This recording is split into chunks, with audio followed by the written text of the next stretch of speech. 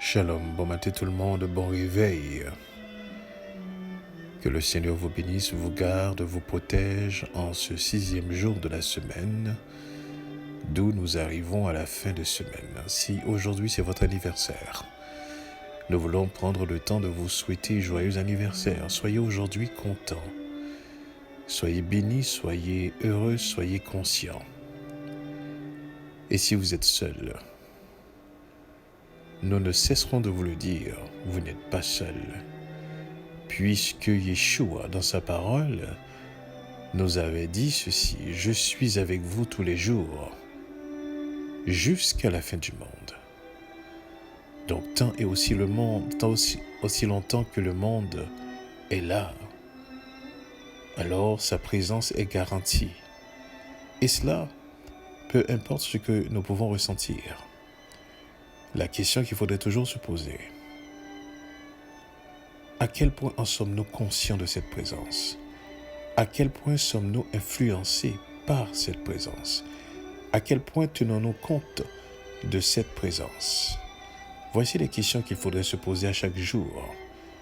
Voici la conscience dans laquelle nous devons évoluer à chaque jour. À quel point sommes-nous conscients de sa présence? Voilà ce qui fera toute la différence. Ce matin, j'aimerais voir avec vous un texte dans le livre de Yeshaya, Ésaïe, au chapitre 13, et nous allons lire les versets 11 à 13. Je lis pour vous. Je punirai le monde pour sa malice et les méchants pour leurs iniquités. Je ferai cesser l'orgueil des hautains et j'abattrai l'arrogance des tyrans.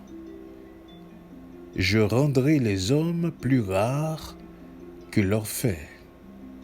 Je les rendrai plus rares que l'or d'Ophir. C'est pourquoi j'ébranlerai les cieux et la terre sera secouée sur sa base par la colère de l'Éternel des armées au jour de son ardente fureur.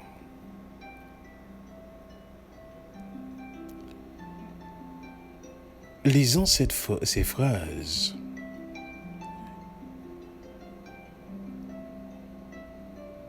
On reste indifférent. Pourquoi restons indifférents? Parce que nous ne ressentons pas l'urgence et nous ne ressentons pas le danger. Nous ne ressentons pas l'esprit de ces phrases.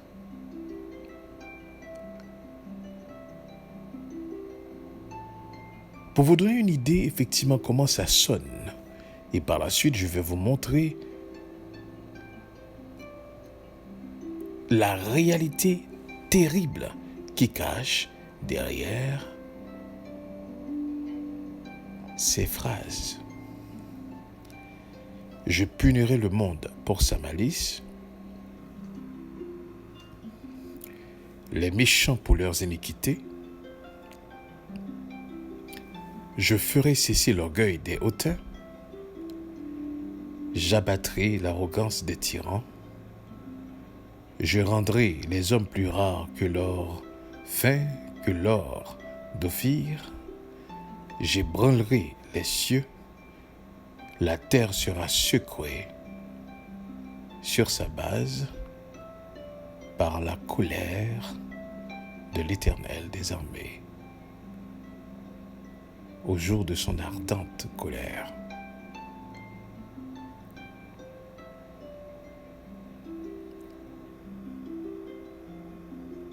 Nous ressemblons, si nous lisons ces phrases et que nous ne ressentons pas l'urgence de l'heure, nous serons semblables à des personnes d'une belle journée ensoleillée, une journée d'été, qui profitent du bon temps, du soleil, qui profitent justement de l'éclat du jour, magasinant, essayant de vivre, d'avoir du plaisir, tandis qu'il y a une tempête terrible qui s'avance sur nous.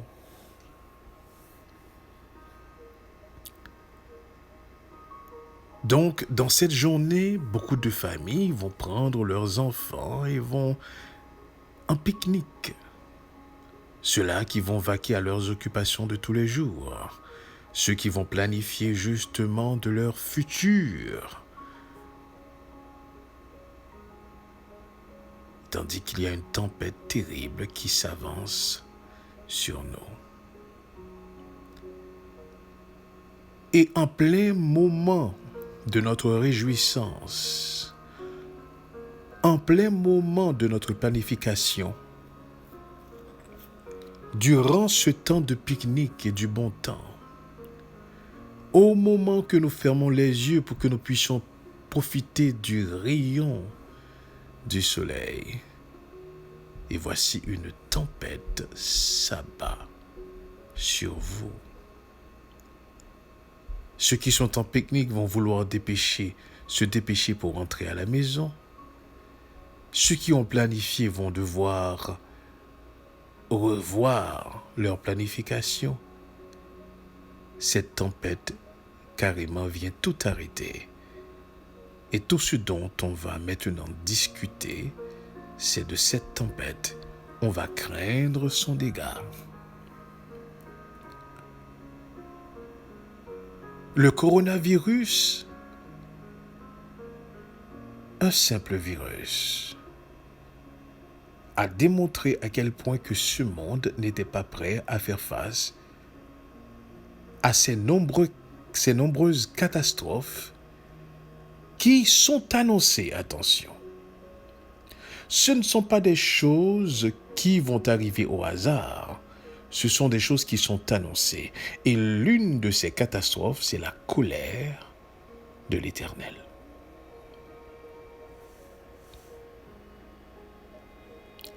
Je ne sais pas si vous vous rendez compte, effectivement. Je punirai. Je ferai cesser. J'abattrai. Je rendrai. J'ébranlerai. Et il fera secouer la terre sur sa base.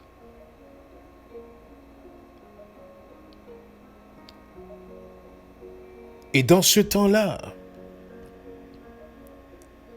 beaucoup d'hommes voudront mourir, voudront fuir. Parce que laissez-moi vous dire quelque chose. S'il y a plus terrible que la mort, c'est la colère de l'auteur de la vie. Quand celui qui vous donne la vie se lève contre vous, laissez-moi vous demander, qui peut vous défendre? Qui peut plaider votre cause? Qui peut demander pitié pour vous? Qui peut demander pardon pour vous? Quand celui vers qui vous devez vous tourner, en retour se tourne contre vous, qui peut vous aider? À qui crier? À qui aller pour trouver un refuge?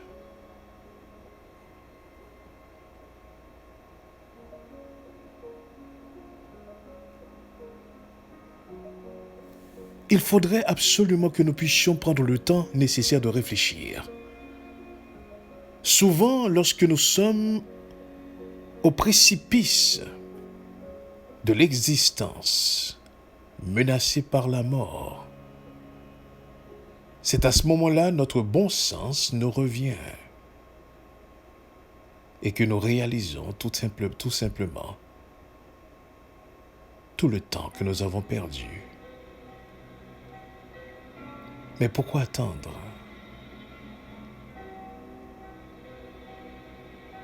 Je punirai le monde pour sa malice et les méchants pour leurs iniquités. Je ferai cesser l'orgueil des hautains et j'abattrai l'arrogance des tyrans. Je rendrai les hommes plus rares que leur faim. Je les rendrai plus rares que l'or d'Ophir. C'est pourquoi j'ébranlerai les cieux et la terre sera secouée sur sa base par la colère de l'Éternel des armées au jour de son ardente fureur.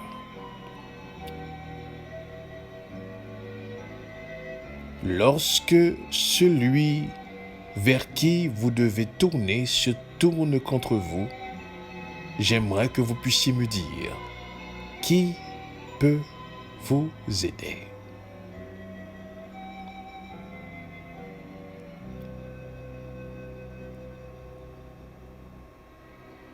Et la mort ne sera pas une cachette parce que l'homme conçoit la mort comme rentrer dans l'inexistence. Si je vais me coucher et que je ne suis plus en vie, c'est réglé. Le Très-Haut ne me trouvera plus. C'est fini.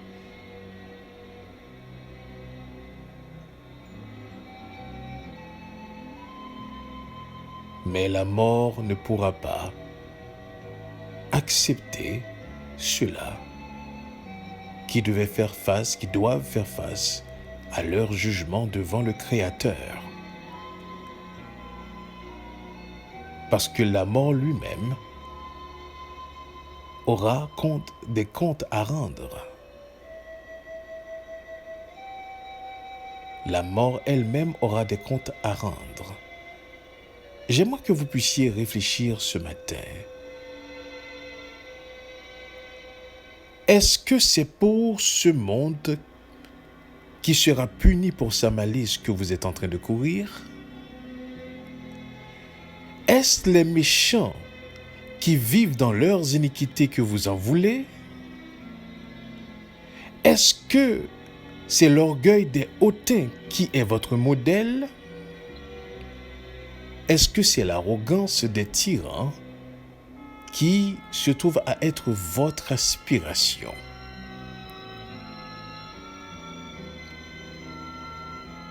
Parce que si c'est cela, vous devez aussi accepter la punition.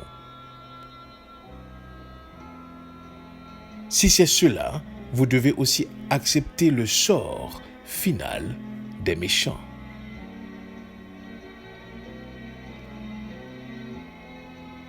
Laissez-moi vous dire quelque chose ce matin. Paul avait dit, l'homme spirituel juge toutes choses spirituellement. Il voit d'un œil spirituel les événements, les circonstances. Dans sa conversation, il est question d'abord de la spiritualité. Dans n'importe quelle conversation, il regarde l'esprit derrière le tout.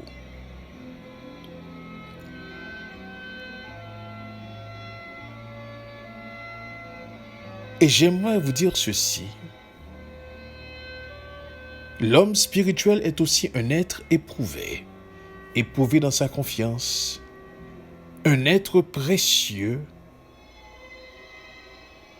qui est éprouvé par le feu afin qu'il ait comme résultat un être de louange, un être de gloire, un être d'honneur au moment de l'apparition de Yeshua. C'est exactement ce que Pierre dit dans le livre de 1 Pierre 1,7. Afin que l'épreuve de votre foi, plus précieuse que l'or périssable, qui cependant est éprouvé par le feu, ait pour résultat la louange, la gloire et l'honneur lorsque Yeshua Mashiach apparaîtra.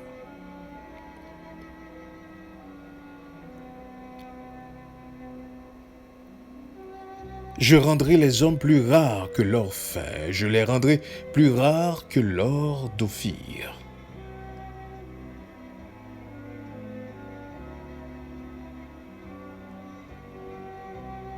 Dans cette existence, nous avons été introduits par la vue et dans la souffrance. Comme je vous ai dit, un enfant qui naît, c'est un enfant avant toute chose qui est introduit dans le monde par la vue.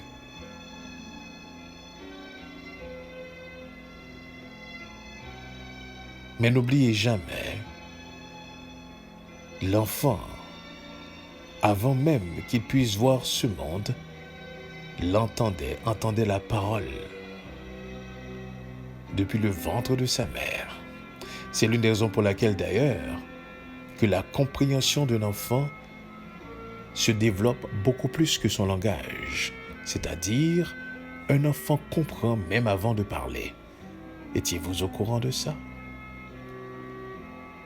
D'ailleurs, c'est par la compréhension qu'il va faire l'élan de parler, l'élan du langage, qu'il va balbutiner, comme s'il voulait dire quelque chose. Parce qu'en réalité, il veut dire quelque chose, mais ne maîtrise pas encore la langue des hommes. Mais sa compréhension est bel et bien là. Donc, vous êtes introduit dans un monde qui marche par la vue et dans la souffrance. Un monde qui marche dans l'illusion. Un monde qui cache une face derrière tout ce qu'il vous montre. Un monde qui sera puni pour sa malice.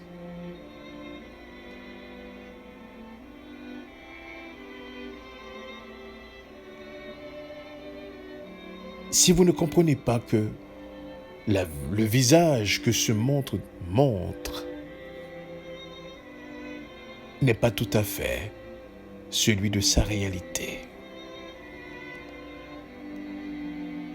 Et si vous comprenez et que vous rentrez dans ce jeu, que ce monde peut changer, dans ce cas, vous n'avez absolument rien compris.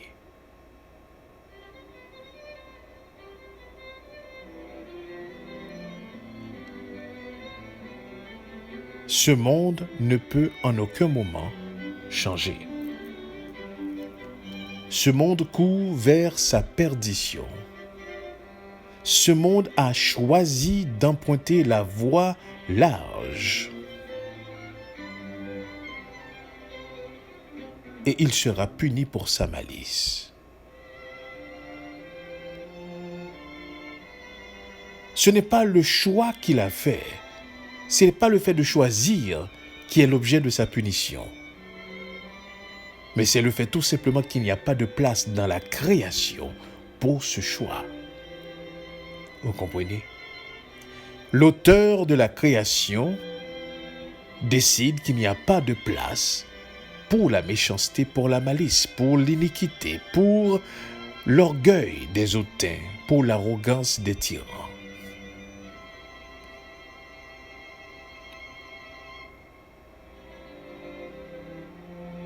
Un jour, il y a quelqu'un qui me dit, mais j'ai droit de choisir, et pourquoi serais-je puni pour mon choix? Je lui ai fait comprendre, ce n'est pas que tu seras puni pour ton choix, mais tu seras puni pour ton mauvais choix. Parce que dans cette création, il n'y a pas de place, écoutez bien ceci, pour l'erreur. Il n'y a pas de place pour l'imperfection.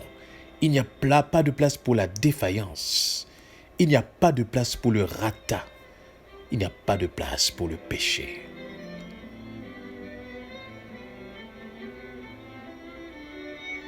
Dans cette nouvelle création, dans ces nouveaux cieux et une nouvelle terre, tout sera à l'image du Fils de Dieu, Yeshua Mashiach.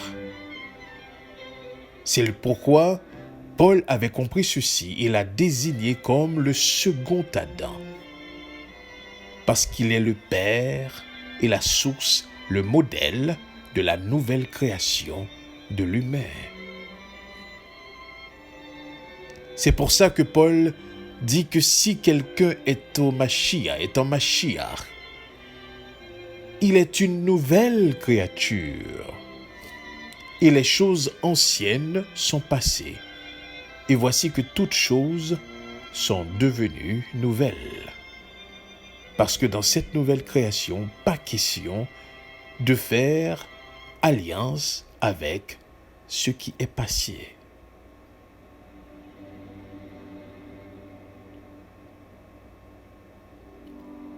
Ah, vous voyez à quel point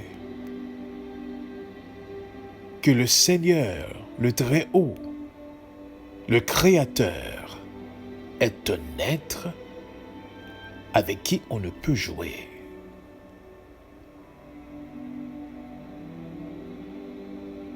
Il efface toute une création qui a été foulée aux pieds, qui a été souillée par le regard des êtres pour en faire quelque chose dont il n'y a aucune trace de souillure, de rata, de défaillance, d'imperfection. Une création qui révèle et qui reflète l'être qu'il est. Nous sommes dans un moment capital de l'histoire humaine. Nous sommes dans un moment extraordinaire. Et si vous n'avez pas encore saisi cela, et que vous ne faites pas justement de la parole de Dieu votre quête principale, et que vous ne cherchez pas à être transformé par l'Esprit, le roi Kodesh, vous n'apprenez pas la vérité. Si vous êtes encore habité par les soucis de cette vie, si vous courez encore après les choses de ce monde, si vous êtes aspiré encore par l'orgueil des hautains, si vous avez comme projet encore de construire un avenir, laissez-moi vous dire ce matin, vous êtes complètement dans l'erreur.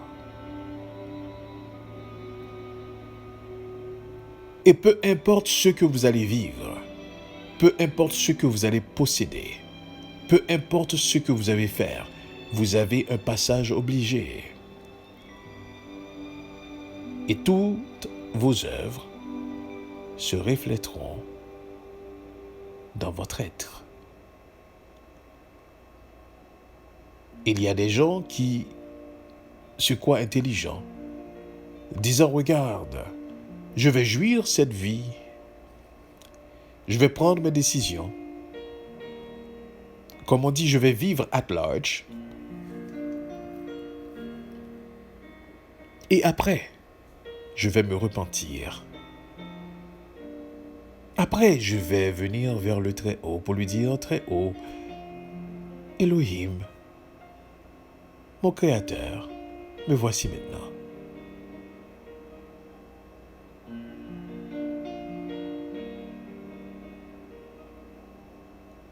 Et puisque c'est un Dieu d'amour, eh bien, il va dire, d'accord, je vais te pardonner, je vais te reprendre, je vais te changer.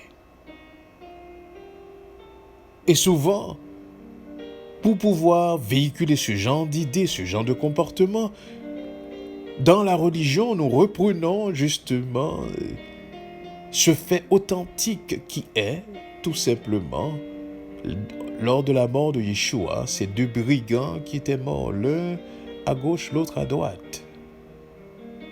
On dit, regarde, ce brigand qui s'était repenti à la dernière minute de sa vie, voici le modèle. Est-ce que vous étiez au courant que dans la vie de chaque être humain, comme de son empreinte, son histoire est authentique?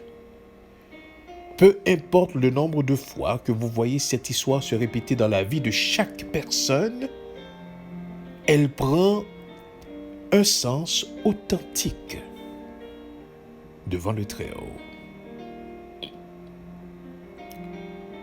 Donc, il pouvait y avoir effectivement des personnes qui pouvaient être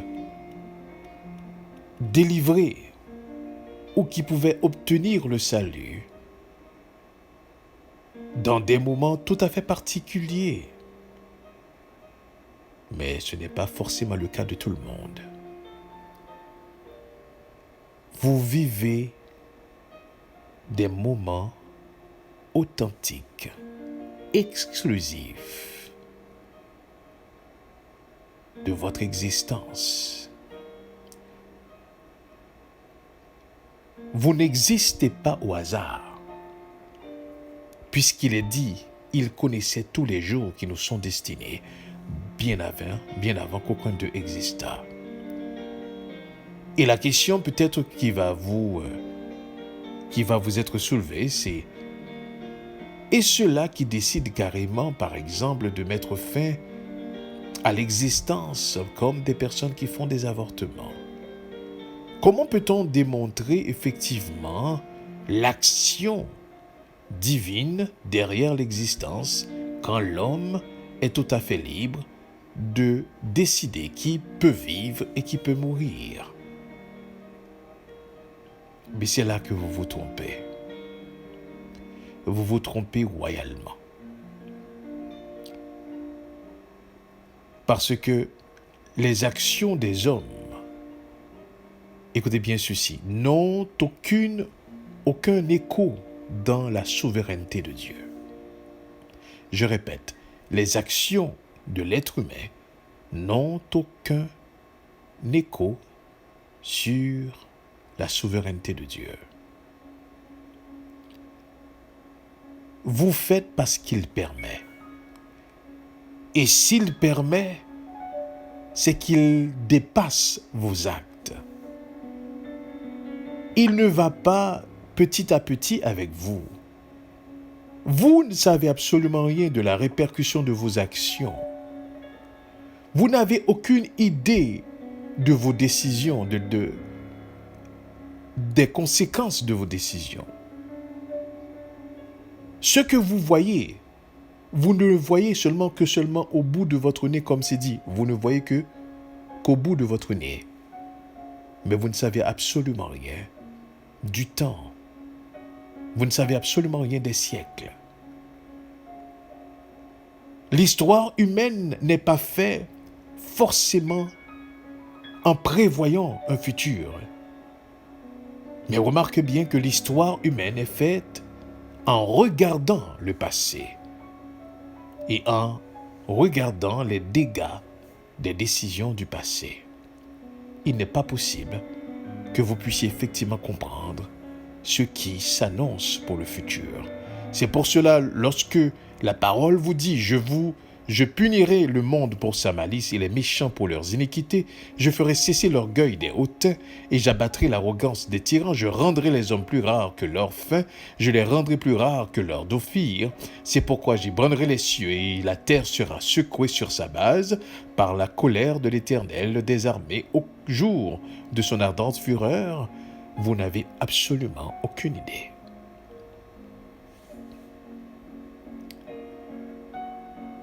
Et l'homme est tellement bien leurré que lors même que les prophéties s'accomplissent devant ses yeux, il va l'interpréter autrement.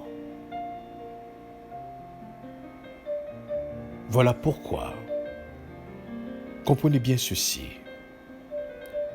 peu importe comment vous allez philosopher dans cette existence, peu importe comment vous allez réfléchir dans cette existence, peu importe comment vous allez interpréter votre propre vie, peu importe comment les hommes ont pu, avant vous, interpréter leur vie, peu importe qui vous allez prendre comme modèle, peu importe ce qui va être votre guide, peu importe la ligne de conduite, de comportement que vous allez adopter, peu importe la perception que vous allez avoir, Peu importe le projet que vous pourrez avoir, peu importe les sentiments, les sensations, l'émotion que vous allez éprouver, laissez-moi vous dire quelque chose. J'aimerais que vous puissiez comprendre ce que sa bouche a dit, c'est ce que sa main accomplira. Et que ce monde que vous êtes en train de regarder, qui joue devant vous un film, qui est en train de défiler devant vous, c'est un monde d'où son sort a été jeté. Et il sera puni pour sa malice, pour sa méchanceté. Dit le Seigneur des armées. Que durant ce week-end, que vous puissiez prendre le temps nécessaire, en dépit de tout ce qui se passe, de tout ce que vous entendez, que vous puissiez prier, analyser, étudier, méditer, observer, questionner, afin que vous puissiez grandir spirituellement et que vos regards soient des regards spirituels avant toute chose si vous êtes des hommes, des femmes spirituels. Et que vos conduites soient guidées par le roi Kodesh dans la vérité comme il a été promis. Il viendra et il vous conduira dans toute la vérité, vous parlera de Yeshua et vous annoncer les choses à venir. Et que vous ne soyez pas surpris comme ces personnes qui profitent d'un bon temps tandis qu'il n'y a qu'une tempête qui se prépare. Et que vous ne soyez pas illusionnés comme ces personnes qui prennent ce brigand comme modèle pour leur repentance à la dernière minute. Votre temps, votre existence est exclusive, authentique. Votre histoire est déjà passée. Vous comprenez cela? Votre histoire est déjà passée devant le Très-Haut, puisqu'il regarde le temps comme une ligne et qu'il voit tout, qu'il voit toute finalité. Alors que votre finalité ce matin puisse être une finalité qui puisse vous aider à être purifié, à être éprouvé, et qui aura pour résultat la gloire, la louange et l'honneur lorsque Yeshua apparaîtra. Que Dieu vous bénisse. Restons conscients de sa présence. Amen. Amen.